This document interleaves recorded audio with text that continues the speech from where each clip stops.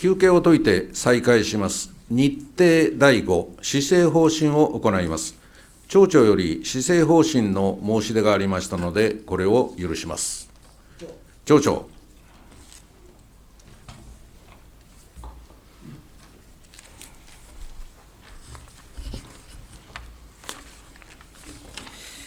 それでは壇上より施政方針を申し上げたいと思います。令和8年第1回西伊豆町議会定例会におきまして、令和8年度一般会計予算案をはじめ、各特別会計予算案並びに諸案件を提案し、ご審議をお願いするにあたり、町政運営についての基本的な考え方と施政方針を申し述べ、議員各位をはじめ、町民の皆様のご理解とご協力をお願い申し上げます。町政運営の基本的な考え方としては、あなたの声が届く町政へ、誰もが住み続けられるまちづくり、子育て応援に力を入れてまいりました。今後も同じ考えのもと、町民の声を大切にし、持続可能なまちづくりに取り組んでいきたいと思います。令和8年度は長年の懸案事項であった斎場の建設が始まります。用地の選定では地域の皆様のご理解をいただき、なんとかここまでたどり着くことができました。改めて感謝申し上げます。斎場建設の事業主体につきましては、松崎町と運営している西伊豆西津広域行政組合での実施となりますが、引き続き町民の皆様の負託に応えられるよう進めてまいります。また、斎場の受け入れや環境負荷軽減などの観点から、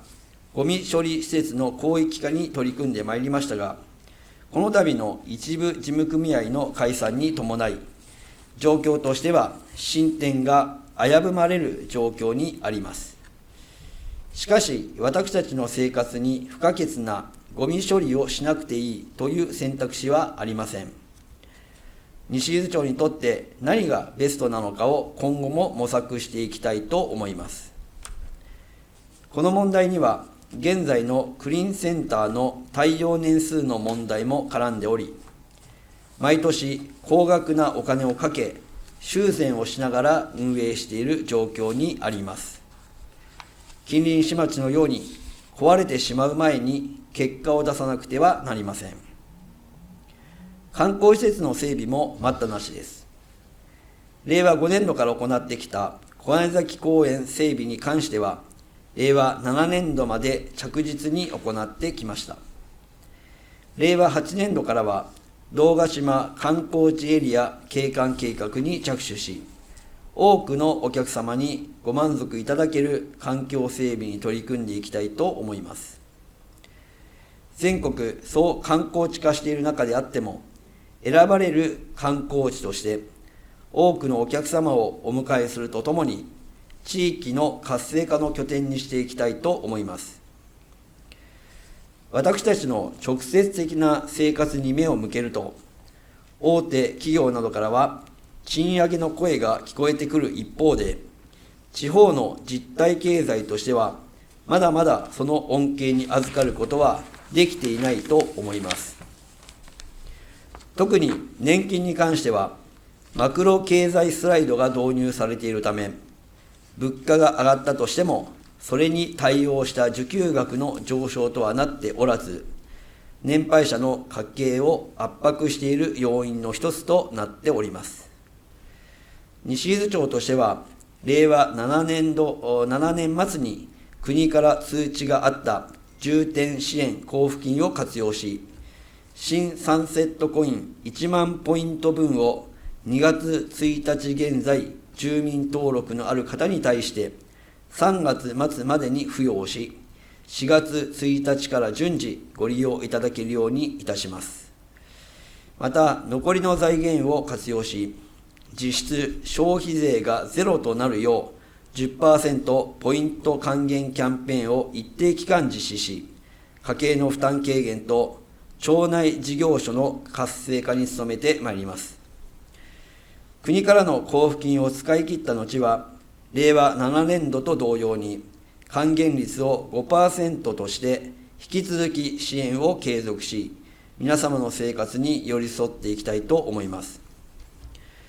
予算の根幹に関わる歳入につきましては、人口減少や高齢化に伴う課税客体の減少はあるものの、徴税に関しては、令和7年度当初と同程度を見込んでおります。令和8年度から大きく変化したものとして、入湯税の引き上げに伴い、3000万円ほどの総額が見込まれます。この財源は主に観光地整備や観光政策などに重点的に配分し、誘客促進につなげたいと思います。歳入が大幅に減少した要因は、令和7年度は国・県からの補助事業が多数予定されていましたが、令和8年度は準備段階の事業が多いため、大幅な減額となっています。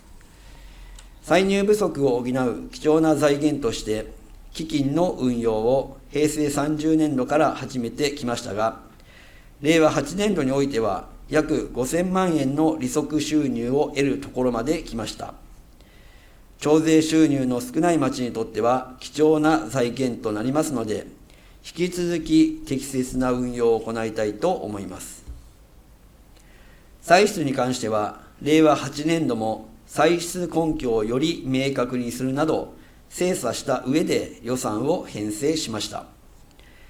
歳入でも触れていますが、令和7年度は多数の国・県からの補助事業を当初予算に計上したことにより、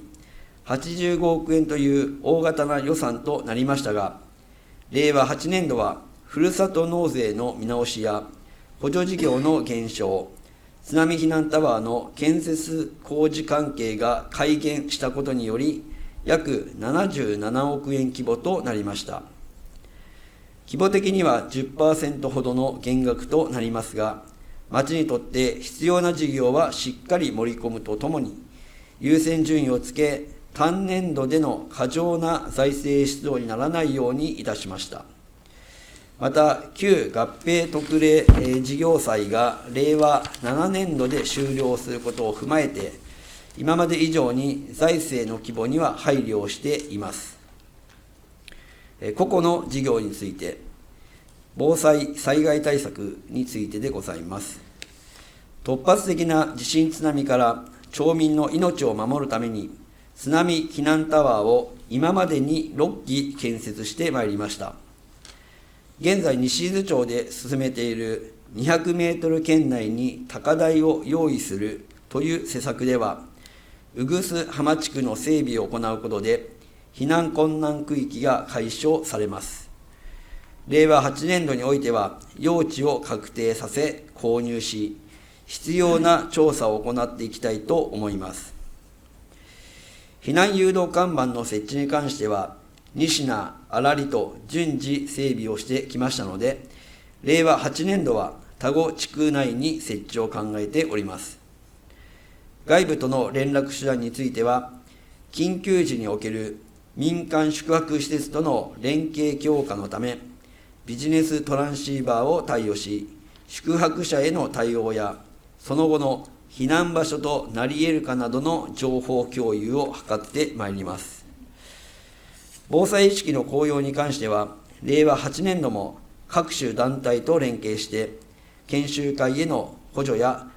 地区への出前講座を行いたいと思います。次に、防犯対策です。近年、空き家を狙った物騒な事件が発生しております。また、年配者が拘束されるなどの事案も、近隣の町で発生いたしました。9月に開催した調整懇談会では、複数の地区から防犯カメラ設置のご意見があったため、令和8年度において設置をする方針で進めております。当初予算には概算の費用を計上しておりますが、詳細については現在検討段階にあります。詳細が確定次第取り組む必要があるため、補正予算対応ではなく本予算対応といたしました。次に医療福祉施設の課題でございます。現在、西伊豆町内の多くの医療関係施設と福祉関係施設が津波浸水想定区域内に存在しています。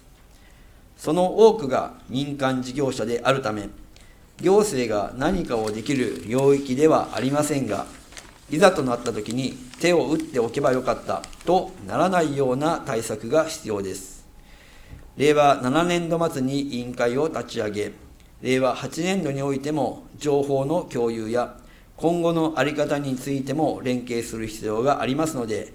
町としてもしっかりと向き合っていきたいと思います。次に、スポーツ合宿誘致事業です。令和7年度から行っているスポーツ合宿誘致事業は、多くの方にご利用いただいております。しかし、他の自治体で行っている状況に比べると、まだまだ伸びしろのある分野であり、より積極的な PR を行っていく必要があります。この事業によって、西伊豆町を知ってもらう、西伊豆町に来るきっかけになるという状況を盛り上げ、交流人口の増加と、観光閑散期の誘客、リピーターの獲得に努めたいと思います。次に斎場です。既存のサイズ衛生プラント組合に斎場事業が組み込まれ、サイズ広域行政組合として動き出しました。事業については、令和8年3月に建設にかかる入札を執行し、同月の組合議会において契約に関する議案が上呈される予定です。この議案が可決されますと、正式に工事着工となり、令和9年4月稼働に向け動き出します。改めて地区の皆様や関係者の皆様のご協力に感謝申し上げます。現在使用している斎場に関しましては、今後1年間利用した後、当分の間は何かあった時の代替施設として確保することも必要と考えますが、一定期間経過後には、地区や町民の皆様のご意見などを伺った中で、今後の方針を決めていきたいと考えております。次にメディア戦略、誘客宣伝です。令和7年度においては、大変光栄なことに、ロケツーリズムアワードにおいて、観光庁長官賞を受賞することができました。今後もメディアでの露出を増やし、西伊豆町の知名度を上げていきたいと思います。次に漁業です。令和7年度には、黒潮の大蛇行が収束したというお話をいただきましたが、だからといって、すぐに漁業が活性化するなどという簡単な話ではなく、地球温暖化の影響もあってか、海の中は良い漁場とは言えない状況にあります。このような厳しい環境下においても、漁業者の所得向上と持続可能な漁業の実現に向けて、新たな取り組みを始めてまいります。おかげさまで令和7年度に老舗の和菓子屋様から企業版ふるさと納税をいただくことができ、その費用を活用して海藻の養殖実験を開始いたしました。特に西伊豆町仁科は全国有数の天草の産地でもありましたので、この技術で復活させ、再びその栄光に輝くことを期待しております。また近年、西伊豆町が取り組んでいる海業には多くの関心が集まっており、漁港周辺にはにぎわいを取り戻しつつあります。令和7年度には大手釣り具メーカーとの連携により、海洋レジャーと漁業の共生を目指す新たな取り組みもスタートいたしました。海を生かした体験型観光の推進により、漁業者の副収入確保と観光振興の両立を図ってまいりおります。漁業者自らが観光客と直接つながる海業の取り組みを一層推進し、漁業所得の多角化を支援してまいります。こうした海業の展開に伴い、漁港を訪れる観光客や体験参加者が増加していることから、受け入れ環境の整備も急務となっております。西名漁港にある公衆トイレは、設置からかなりの年月が経っており、老朽化、清潔感の観点からも、改修の要望が多数寄せられておりました。今後も利用者の増加が見込まれることから、令和8年度において、既存の公衆トイレを取り壊し、西名漁港内に新たな公衆トイレを設置して、漁業者の作業環境改善と観光客の受け入れ環境向上の両面から漁港の機能強化を図ってまいります。次に農業です。農業従事者の減少や高齢化などによって適正に管理されていない農地が増えつつあります。農業のみで生計を立てることは大変なことであり、管理をするにしても経費ばかりがかかってしまうという問題があります。このような状況を打開するため、令和8年度から耕作放棄地再生、高単価園芸導入促進事業補助金を新たに創設いたします。この制度は放棄されている農地の再生と高収益な園芸作物の導入を一体的に支援するもので、農地の再生から栽培施設の整備まで総合的に後押しをすることにより、農業者が安心して新たな挑戦ができる環境を整えてまいります。西伊豆町は温暖な気候という地の利があり、この特性を生かした施設栽培や集約的栽培により、単位面積あたりの収益性を大幅に向上させることが可能です。市場性の高い園芸作物への転換を支援することで、農業意欲の向上と所得の増加を実現し、持続可能な農業経営の確立を目指してまいります。次に、ふるさと納税です。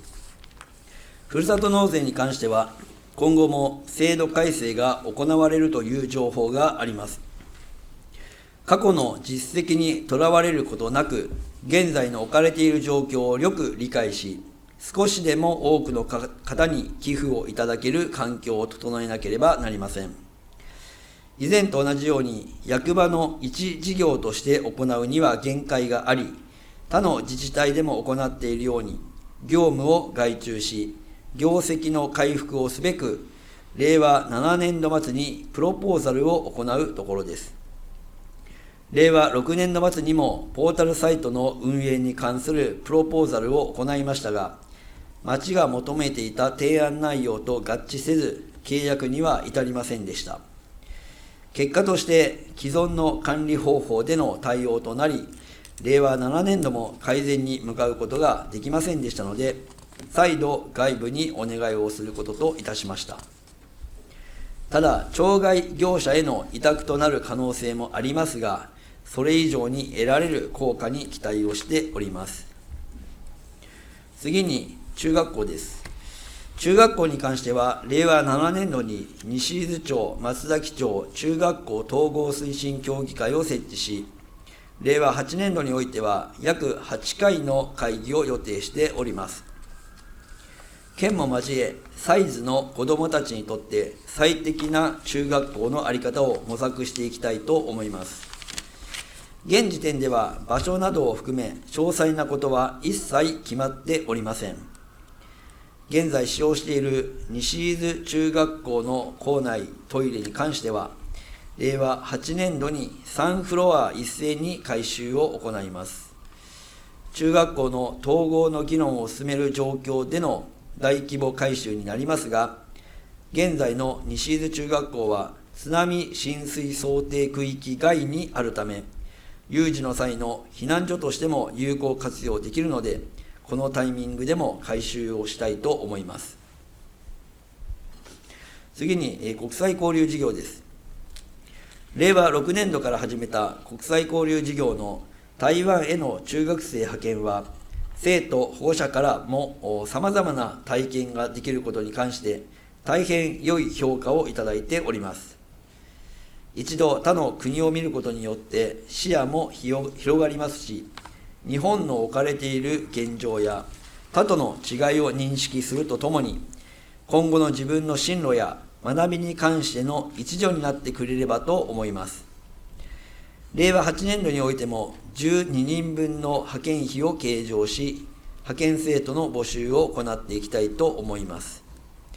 なお、派遣先は併当県で調整しております。次に、高齢者移動支援です。移動困難な高齢者の支援として、バス券の販売を継続するとともに、タクシー支援については、現状の1社対応から2社での対応に拡充いたします。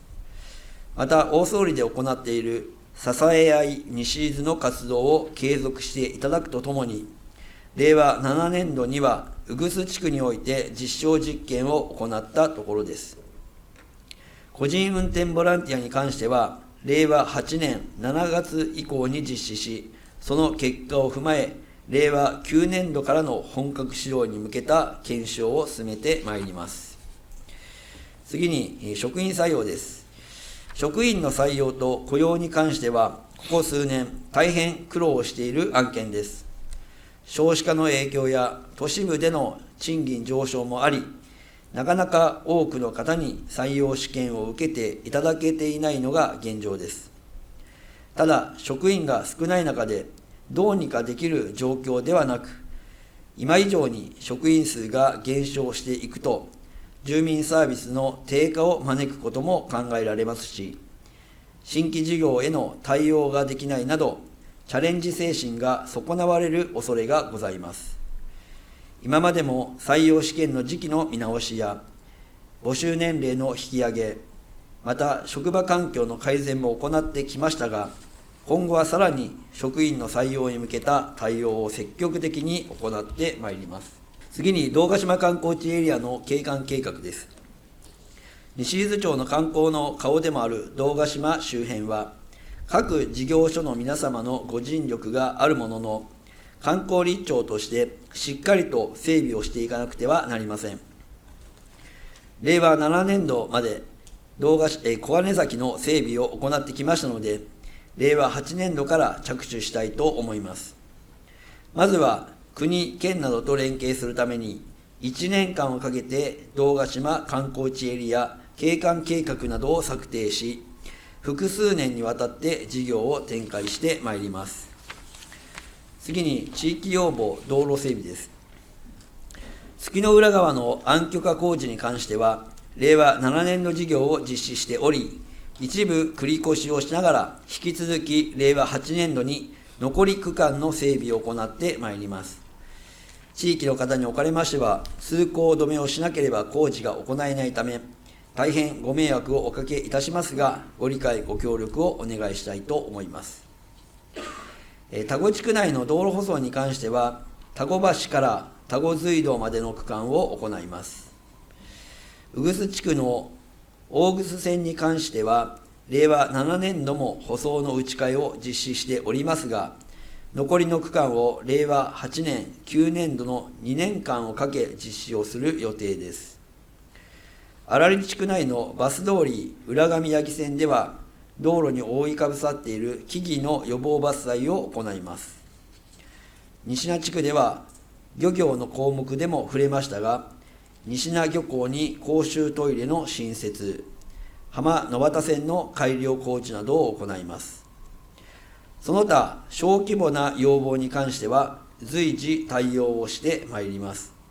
また、緊急性のある案件については、早急に対応できるよう予算を確保してまいります。次に、各会計の予算概要、一般会計です。令和8年度一般会計予算案の総額は77億500万円で、令和7年度当初予算と比較すると、9億4500万円、10.9% の減額となっております。歳入ですが、自主財源は33億7233万5000円、構成費 43.8% で、前年度と比較して6億2883万6000円の減額となりました。主な要因としては、寄付金において、ふるさと応援寄付金が2億5000万円の減額、繰入金において、ふるさと応援基金繰入金が1億6217万5000円の減額、西伊豆町振興基金繰入金が2億5000万円の改減になったことによるものです。依存残金は43億3266万5000円、構成比 56.2% で、前年度と比較して3億1616万4000円の減額となりました。主な要因としては、調査が3億3500万円の増額になったものの、国庫支出金が社会資本整備総合交付金などの減額により、4億197万1000円の減額、県支出金が富士の国エネルギー地産地消推進事業費補助金の改減などにより、2億3029万1000円の減額となっております。歳出を性質別に見ますと、義務的経費は21億7939万4000円、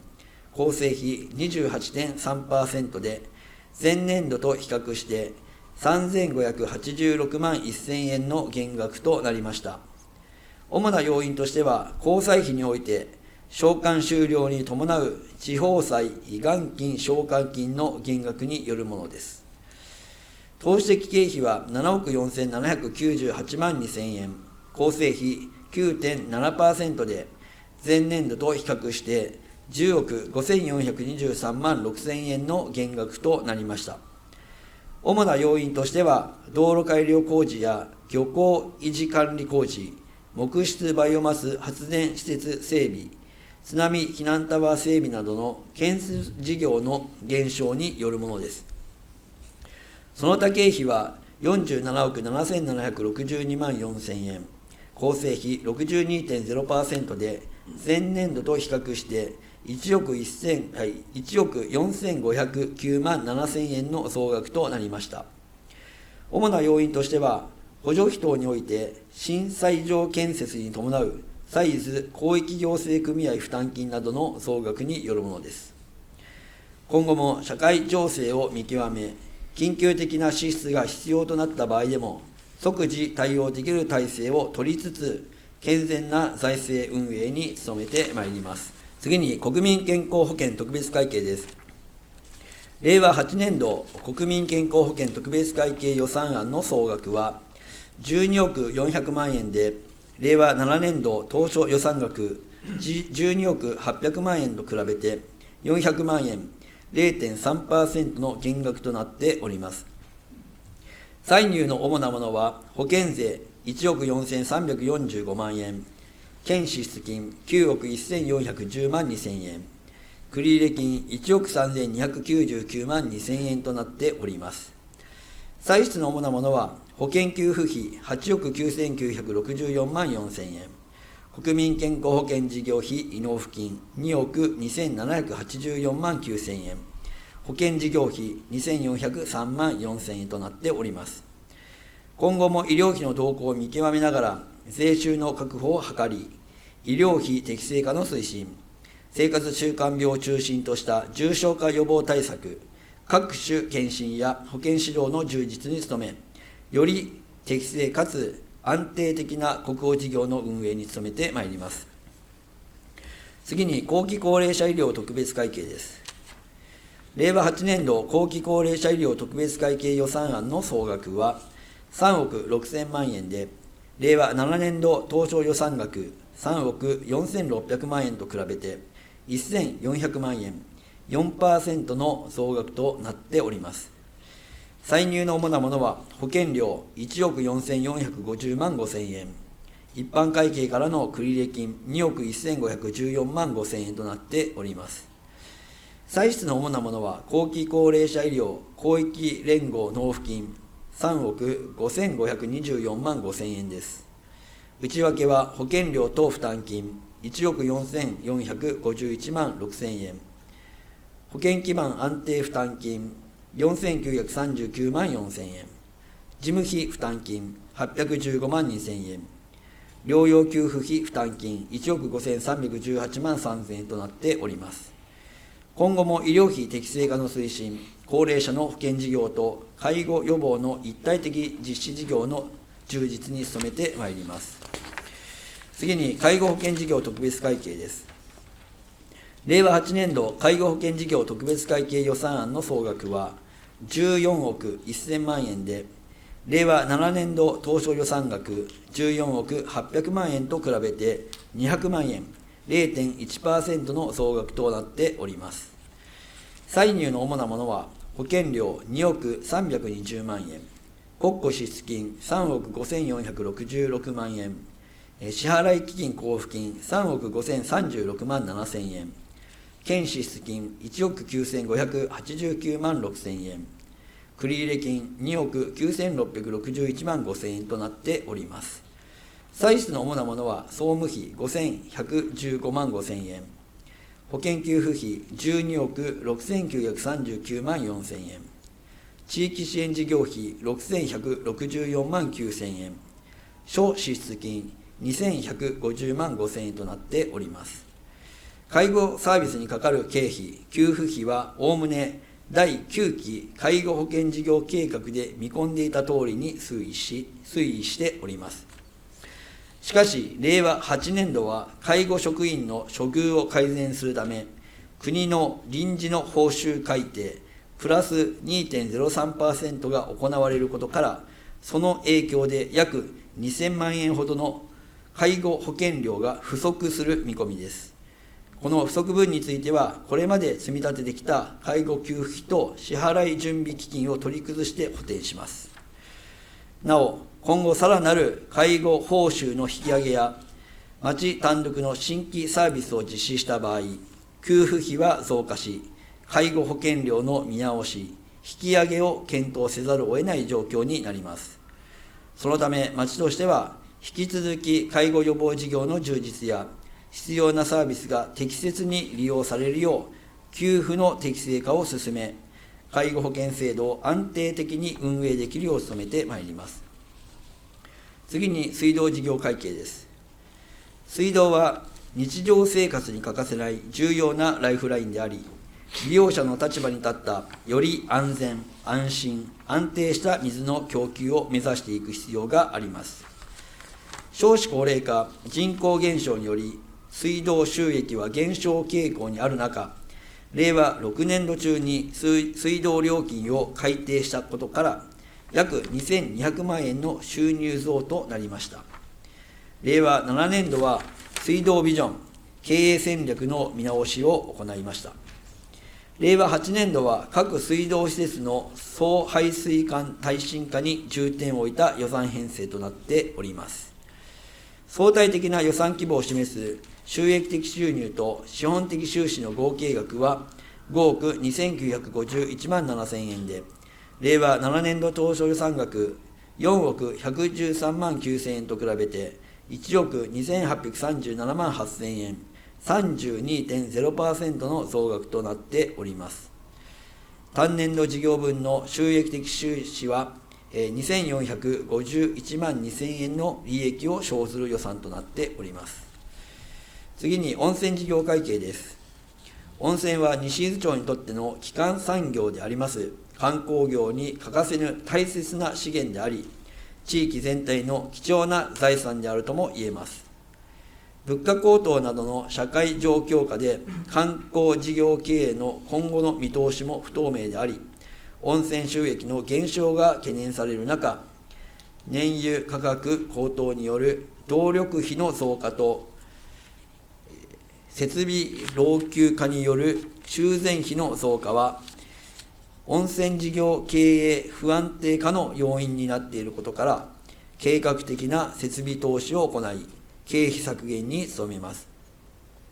令和8年度も継続して前年と同様に、西伊豆町温泉事業経営戦略に基づき、老朽化した温泉施設の機器更新に重点を置いた予算編成となっております。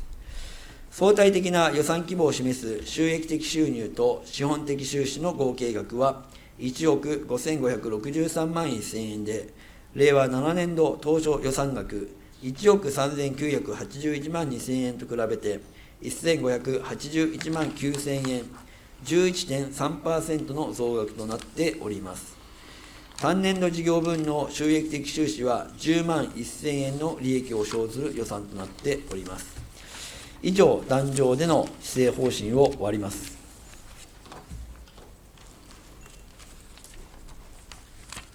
施政方針が終わりました。これより施政方針に対する質疑を許します。この後予算審議がありますので、質疑は対抗質疑といたします。質疑ございませんか。5番、川内仁美君。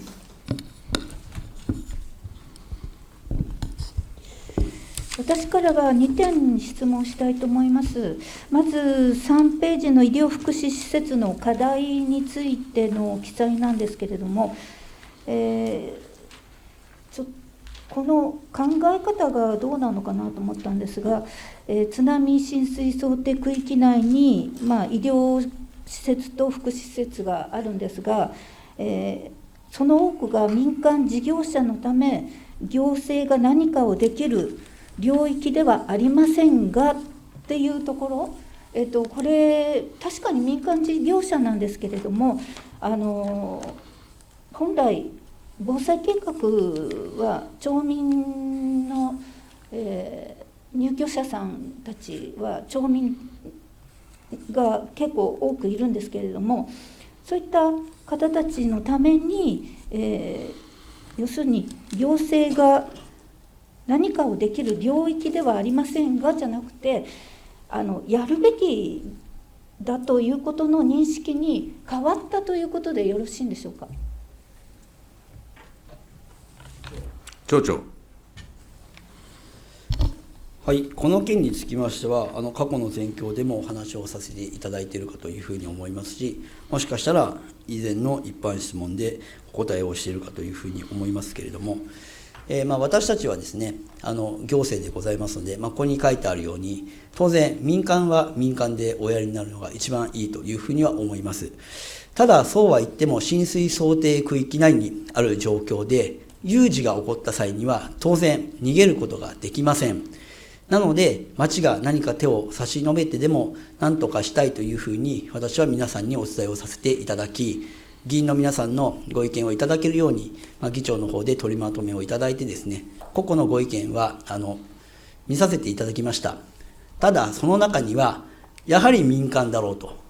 町が手を出す案件ではない的なことを書かれている方の方が、私は多かったように見受けられます。ですので、議会の皆さんとご相談をして、状況が打開できないんであれば、元も子もございませんので、関係者、また地域の方を巻き込んだ委員会を作りたいということで、皆さんにお願いをしたかというふうに思っております。ですから、私は民間のことではありますけれども、やるべきことはやらなければいけないということなので、令和7年度、今年度から委員会を立ち上げ、令和8年度においては、ちょっとどこで言ったかわからないですけど、3回か4回委員会をやりますっていうことは申し述べさせていただいているかというふうに思っておりますので、川内議員が疑念に思われているという内容はですね、町としては一切そういう方向ではなく、私としてはやりたいんですが、ちゃんとした委員会をやらないと、また疑義を持たれても困りますので、本来は手を出す案件ではありませんけれども、やらなければいけない問題だろうということで、この施政方針で申し上げさせていただいたものです。ですので、この委員会から出てきたものについては、ぜひ議員の皆様にもご賛同いただいてですね、そういったところにもしっかり行政が手をつけるということの後押しをしていただければというふうには思います。ただ、中身につきましては、委員会の方でご議論をいただいたり、ご意見を賜るということでございますので、今何かが決まっているわけでは一切ございません。皆さんからの意見がどのようなものが来るのかということを注視をし、できることについてはやりたいというのが私の気持ちでございます。川内仁美君。ありがとうございます。委員会、ぜひ前向きな方向で進めるといいかなと思います。次にですね、11ページの介護保険事業特別会計の中で、国の臨時報酬改定が 2.03%、処遇改善のために、行われるということで、その影響で約2000万円ほど介護保険料が不足する見込みですという、この2000万円のその中身がちょっとよくわからないので、この数字の根拠を教えてください。これは予算審議でやりませんか。はい。それでもいいです。すみません。はい。はい。以上です。はい。他に、町長。はい、2000万円の中身の根拠については予算審議でお願いをしたいというふうには思いますが、結局、介護報酬の改定、国はやりますっておっしゃってくれることはいいことなんです。ただ、財源は国から来ないんですよね。要は利用者、もしくは介護保険に関わっている方からいただかなければいけません。で、川内さんもこういった制度についてはお詳しいというふうには思いますが、国県からは 50%、残りの 50% を介護利用者と、その保険料と、1号2号ってありますけど、そこで 50% やらなきゃいけないわけです。ですから当然介護の報酬が改定されれば、その分誰かがお金を出さなければいけないんですけれども、半分は国民から徴収しなければいけないっていう現状を理解せずに、ただそこだけ、就労者の賃金が上げればいいんだっていうことを言ってもですね、その反対側には、国民の負担があるということをご理解いただかないと、安易なことはできないですよねというふうに私は思っております。ですので、あえてこちらに書かせていただきましたので、やはりそこはですね、両方見なければいけないんだろうというふうに思います。よろしいですか。はい。他に質疑ありませんか。はい。1番、堤圭介君。6ページのですね、ふるさと納税の部分で、お願いいたします。他の自治体でも行っているように業務を外注してですね、プロポーザル方式では入札っていうものを進めていると思いますけれども、令和6年度ではですね、町が求めてた提案内容とちょっと合致しなかったということなんですけども、この点についてどの程度のギャップがあってですね、で今、令和7年度も行うところですというところなんですが、今年度はどんな点を重視しているのかなというところ、お聞かせ願えますでしょうか。町長。はい、すいません、施政方針を書いたのが、このプロポーザルを行う前だったので、行うところですという表現になっておりますが、7年度、要は8年度契約のプロポーザルはもうすでに終わりました。で、6年の結果については、ちょっと提案がですね、これで本当にふるさと納税が伸びるのかなっていう、疑問があったことと、なかなか町の現状とふるさと納税の制度に関して、私たちが求めているようなご説明であったりとか、ご提案がいただけなかったなというのが、率直な感想です。で、7年度、2社からのプロポーザルを行っていただきましたが、やはり他の自治体でも委託を受けられている業者だけあってですね、現状をよく分析をされて、新たにこういった取り組みをすれば、ここは改善できるという明確なご提案をいただきました。ですので、今その2社に対して、どちらにやるかということを、検討した中でですね、最終的な1社の選択になろうかというふうに思いますが、今年行ったプロポーザルは、中身の相当濃いプロポーザルだったというふうに思いますので、8年度に関しては、ふるさと納税が伸びることを相当期待できるかなという印象がありました。堤圭介君。はい、承知いたしました。進んでいるということで、よかったです。で、ごめんなさい、こちらのですね、最後の一文、ちょっと気になった部分がありまして、ただ、町外事業者への委託となる可能性もありますが、っていう一文なんですけれども、今のお話で内容がかなり濃いもので、もちろん内容で選んでいるとは思うんですけれども、この一文、見方によってはですね、町内、町外っていう区分をされているのかなっていう見方もちょっとできたんです。今の回答でもちろんされてないのかなとは思うんですけど、町内、町外という区分はしないでですね、提案内容で見ていただけたらなということを、言おうと思ったんですが、もちろん、そういう区分っていうものはしてないということでよろしいですかね。町長。はい、今まではですね、やはり顔の見える関係ということも必要だというふうにも思っておりましたんで、なるべく町内の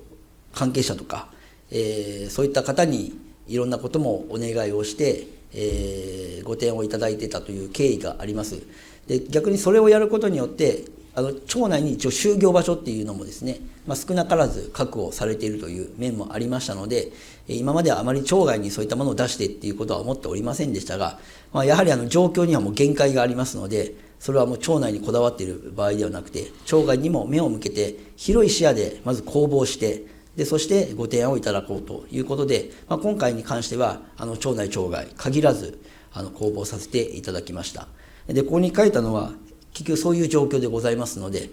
今まではなるべく町内で仕事を増やしたいっていう思いもありましたけれども、もしかすると取る業者さんが町内よりも町外の方が良ければ町外に出す可能性もあるのでという意味で書いたものでございまして、今のところまだ決定は多分してないと思いますんで、どことは申し上げることはできませんけれども、広い視野で募集をしたということになります。よろしいですか。はい。他に質疑ありませんか。はい。8番、浅香元樹君。それでは私も2点ほど質問があります。まず1点、国際交流事業に関してであります。これについても令和8年度、継続して、実施するということで、実際にですね、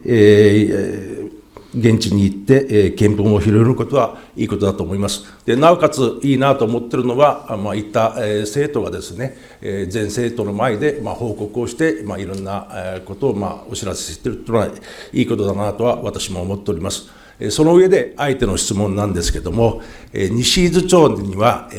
いろんな国からですね、たくさんの外国人の方がいらっしゃると思います。こういった外国人の方を活用してですね、生の声を子どもたちにその勉強させる機会を設けることはできないのかなっていうのが提案であります。というのは、今、この事業は、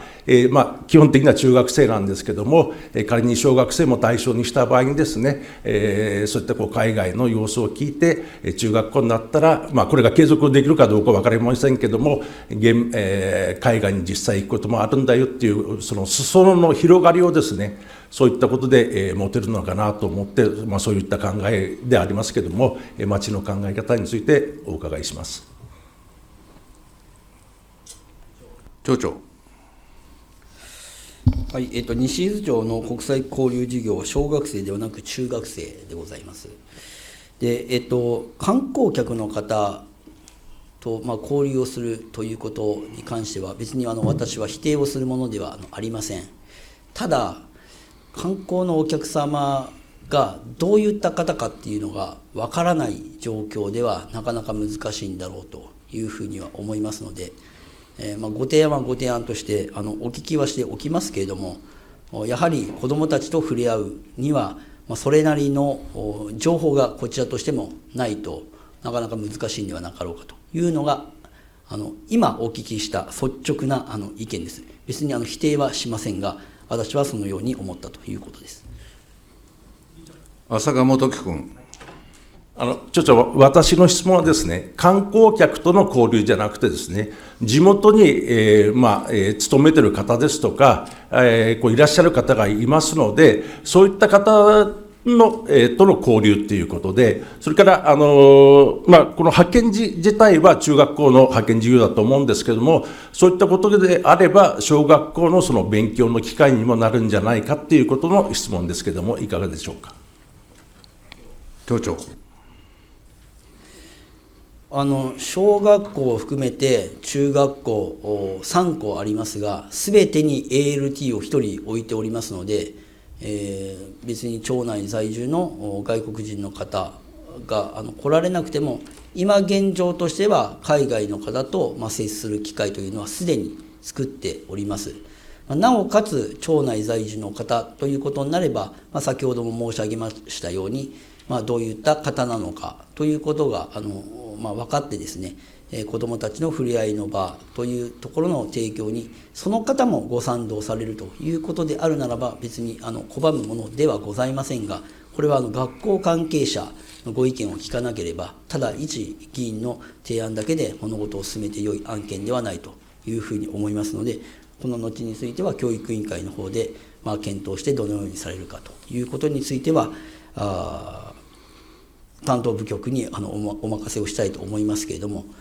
状況としてはそういうことだろうというふうに思います。すでに ALT は1校には必ず1人おります。浅川元樹君。今の件についてはまた、検討の方をお願いいたします。2点目の質問でありますけれども、これは会計の方のですね、国保と後期高齢者の会計の中で、先日の全教の中で、子育て支援給付金ということで、新たにですね、被保険者から、保険料の増額っていうお話がありました。これについて、施政方針の中で一切触れてなかったものですから、この辺がなぜかっていうことと、それから予算書を見た段階では、国保の方にはですね、給付金収入、歳入がありましたけれども、後期高齢者の方はなかったものですから、その辺がどうしてかっていう、その2点についてお伺いいたします。町長。はい、施政方針に触れてない理由は簡単です。町の事業ではないからです。浅川元樹君。町の事業ではなくても、町がですね、町民の、皆様から、徴収するわけじゃないですか。そういったことで、国からこういった制度があって、町ではこういったことで徴収しますよっていう、やっぱりお知らせをする必要があると思いますけれども、いかがでしょうか。町長。当然、お知らせについては広報にシーズでお知らせすることは可能ですが、あくまでも中身については、国保運営協議会に諮問をして、答申をいただいたものを町として粛々とやっているものであって、別に町がお金を徴収したくてするわけではないんですね。国が勝手に決めて、国がそこから徴収しろという指令を出しているわけですから、別に町の市政の方針にそれを述べるというものではないんだろうというふうに思います。逆に浅川議員は与党自民党の党員さんであるわけですから、なぜ自民党がそれを国民から取ろうとしているのかという説明をされた方がよろしいかというふうに思います。町としての方針ではありません。他に、浅川元樹君。はい、そのもう一点ですね、その予算書の中の国保税の方には記載があって、後期高齢者の方はなかったことに対する考え方についてお伺いします。先ほどの答弁で分かりませんか。納得はできません。ということですけど、当局どうですか。はい、町長。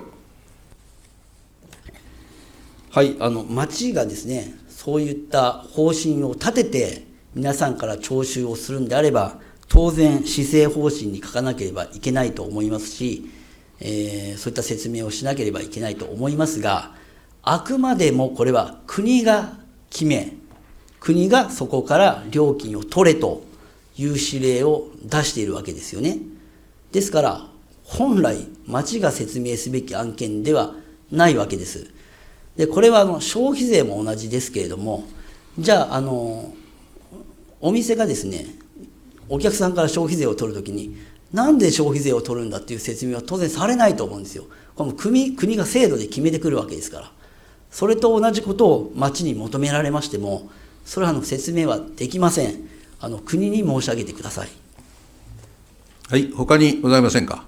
議員に申し上げますけれども、あくまでこれは質疑です。ですから自分の考え、意見、これは結構です。質問、質疑、これをしてください。はい。他にありませんか。7番、加藤達子さん。達子君。はい。1ページですけれども、この度の一部事業事務組合の解散に伴い状況としては、進展が危ぶまれる状況にありますとあって、この問題には現在のクリーンセンターの対応年数の問題も絡んでおり、毎年高額なお金をかけ修繕をしながら運営している状況にあります。近隣市町のように壊れてしまう前に結果を出さなくてはなりませんとありますが、これから8年度からは議論とか進められていくのでしょうか。町長。はい、正式にですね、ここからも、その組合に、2人ぐらい多分行ってたと思うんですけども、議員さんが行かれてたと思います。で、組合が存在している最中にですね、その構成自治体があまり勝手なことを言いますと、話がごちゃごちゃになりますんで、あえて、町の方で目立った動きはしておりませんでしたが、6月か9月の多分補正予算かなんかで視察費用を町としては出して、先日私と環境課の職員と、視察に行ってきましたけれども、いろんなゴミの処理の方法があるんだなということについては、日々研究をしております。で、この度、一部事務組合が正式に解散をするということでございますので、西伊豆町単独でですね、どのような検討をするのか、もしくは一市二町になるのかということは、これからしっかりと吟味をしていかなければならないと思います。ですので、令和7年度までにおいては、一部事務組合が存在をしておりましたので、あまりそういったことはしておりませんでしたが、8年度以降はですね、積極的にこのゴミ処理については、町単独でいろんな考えを練る段に来ているのかなというふうに思っておりますので、状況やこういった提案というものについては、また随時、議会の皆さんにはご提案をしたいというふうに思っております。よろしいですか。承知いたしました。よろしくお願いいたします。6番、山本豊君。はい、5ページの農業ですが、補助金を新たに創設したということで、放棄されている農地の再生では、想定される具体的な方法についてと、高収益な園芸作物の種類ですとか、その選定理由についてお伺いしたいと思います。よろしくお願いします。町長。はい、あくまでもこれは方針でございますので、農業についてはそういう方針で行いますというものです。詳細なものについては、担当課の方にお聞きください。はい、後ほどの予算審議で質問してください。はい、他にございますか。はい、2番、土本直也君。はい、2ページの、サンセットコインのところで、4月1日から順次ご利用いただけるようにいたしますというところで、イメージとしては4月1日から一斉に使えると思ってたんですけども、ここが順次になっている理由って、どういう方針なんだろうっていうのをちょっと聞かせていただきたいんですけど。町長。4月1日から使えるということです。土本直也君。4月1日から、ご利用いただけるようにいたしますというところを、わざわざ順次にしてるってことは、段階的に使える店舗とかって調整するのかなってちょっと感じたんですけども、そういう意図はないっていう認識でよろしいですか。町長。当然のことながら、今までのサンセットコインでご加入されていなかった店舗さんが、4月2日に使えるようになる可能性もございますんで、広い意味で言えば、そういったものが段階的に増える可能性はあります。全店舗完全一斉スタートではないことも考えられますので、これは順次という表現ではダメなんでしょうか。基本的には使える店舗は4月1日にスタートいたしますけれども、順次その後増える可能性もありますということです。土本直也君。はい、意図は分かりました。で、順次というのはそういう表現として使われているということも理解いたしました。で、これもう一点質問なんですけど、このサンセットコインを使うにあたって、これまで事業者さんに携帯端末を渡していて、それは通信も込みで渡していたと思うんですけど、4月1日からそれを提供を行わないっていうふうに認識してるんですけども、それってしっかり周知が行き届いているのかっていうところは、ご認識がありますか。町長。あくまでもこれ施政方針なんでね、あんまり細かいことまで聞かれても、それは担当課に行って聞けば分かるでしょっていう話だとは思うんですが、私のところに報告が上がってきているのは、当初は、結局 SIM が入っているとその料金誰かが払わなければいけないので、Wi-Fi の環境があるんであれば、貸与でもいいかなというところはあろうかと思います。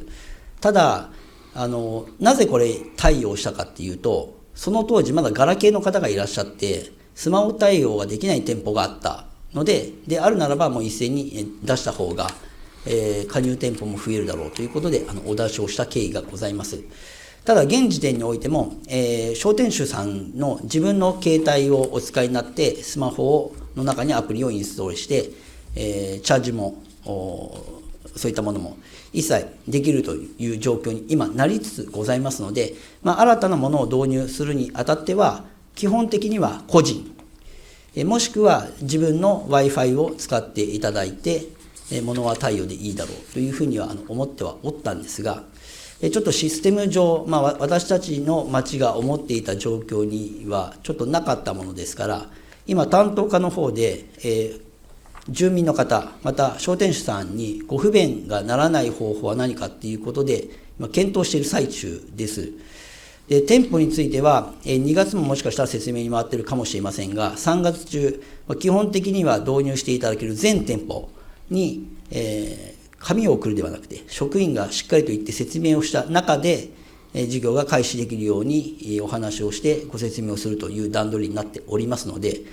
その辺のクエスチョンについては、順次役場職員が対応して、スタートが4月1日から切れるようにという準備については、もうやる予定で計画はされておりますので、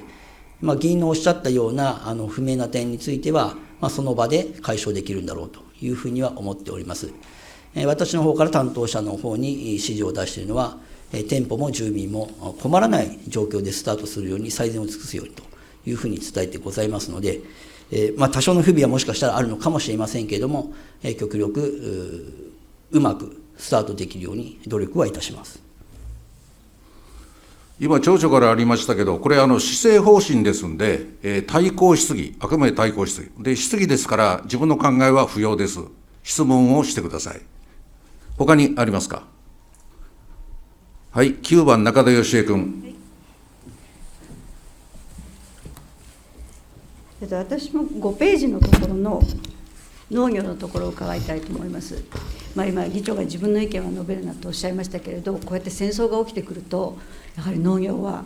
ちゃんとしとかなくちゃいけないなってドキドキしている状況なのでございますが、ここの新たな補助金を創設されるという、とても今回これで驚いたのですが、これを創設するのに至る経緯などありましたら、で実際500万ですよね、当初予算が載っている気がしますけど、この辺のこれを創設する経緯を少し教えていただければと思います。町長。はい、経緯については私も過去にずっと述べているかと思いますし、中には一般質問でおっしゃった方もいらっしゃるかと思います。結局、西伊豆町内は、高齢化っていうこともあってですね、なかなか今まで畑を耕していた方がもうできなくなってしまって、それをきっかけに、耕作放棄地になってしまうという面積がやはり増えているのは事実です。ただ一部、栽培を拡張されてですね、耕作放棄地を解消してくれている事業所さんがですね、いらっしゃるんですけれども、やはりそこの事業所さんだけに頼って、なんとか解決するような問題ではございません。かといって、ここで価格が安いものを作り続けてもですね、やはりそこで収入というのはあまり見込まれませんので、やはりしっかりとやるんであれば、高収益とかですね、いろんな付加価値のつくようなもので、ある程度なりわいになれるような農業にしていかなければ、耕作放棄地の解消であったりとか、いろんなものがですね、解消できません。ただ、一番初めの一歩を踏み出すときに、元手がない状態でやれやれってけしかけてもできないわけですから、やはりその辺は多少町が支援してでも、そういった取り組みを行う後押しをさせていただきたいということで作らせていただきました。これは町内ではございませんけれども、近隣の町ではやはりこの暖かい気候を生かしてアボカドを生産をし始めたらどうかというような方たちもいらっしゃいますし、下田の方ではオリーブ畑をですねやってというような方もいるというふうに聞いております。ですので、そういった今までの畑を耕して野菜を作って種をまきっていうことではなくて、そういったある程度の価格になって安定収益になって外に出せる品物を作られる方がいらっしゃるのであれば、後押しをするというものにしたいということで、担当の方と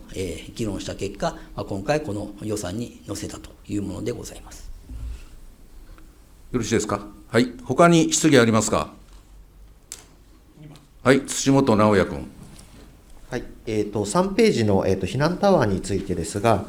現在、西伊豆町で進めている200メーター圏内に高台を用意するという施策では、ウグス地区の整備を行うことで、避難困難区域が解消されますということで、これを、このウグス地区のところを建てたら、現状は避難タワーを今後建てていくという考えはないという認識でよろしいですか。町長。ここに書いてあるのを見ると、そう読み取れませんでしょうか。よろしいですか。はい。他に質疑ありますか。9番、中田義恵君。6ページのふるさと納税のところで確認させていただきたいのですが、今まで当庁はたくさんのふるさと納税、皆様にご協力いただいている中でこの事業所に委託をしないままここまで頑張って、すごく職員の皆さん頑張ってくださってきていたと思いますが、ここでやはり事業所を委託するということで、予算見ますと2800万ほどですかね、なんか予算取ってあるような気がいたしますけど、これそこそこの経費になるじゃないですか。そういう経費を投じてまでも回復させたいというふうに思ってのことかと思いますけれど、大体どのくらいのところを目指してやっていくのか分かりましたらお教えください。町長。はい、委託については、寄付額の 3% ぐらいが全国的に、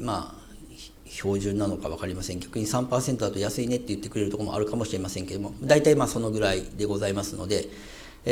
るさと納税が伸びれば、当然その会社に委託料としては多く上がりますし、今のような6億円だと1800万ですか、サブ6条ですかね、そういう形なので、あくまでもそこの委託先も受けたからには頑張ってくれれば事業所の収益も上がりますということなので、それ全部ひっくるめて多分その2000何百万なんだろうというふうには思います。よろしいですか。はい。他にありますか。はい。なければ、質疑なしと認めます。以上で施政方針に対する質疑を終わります。暫時休憩します。